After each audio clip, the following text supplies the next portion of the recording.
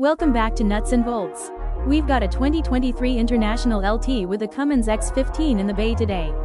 The check engine light is on, and hooking up our service tool reveals a fault code for the coolant level sensor and the exhaust gas pressure sensor.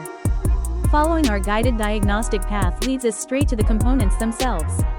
We replaced the coolant level sensor and exhaust gas pressure sensor. With both new sensors secured and plugged back into the harness, we key on engine off, codes went inactive, we clear the system memory. To fully verify that our exhaust pressure fault is resolved and the system reads accurately under load, we initiate a manual air handling performance test.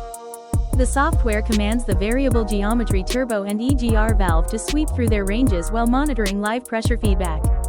The system checks out flawlessly, confirming perfect air delivery calibration across the board. Air handling test, completed without errors, our ECM is completely clean. The truck is ready to hit the highway. If you love heavy-duty diagnostics, make sure to like, comment, and subscribe to Nuts and Bolts.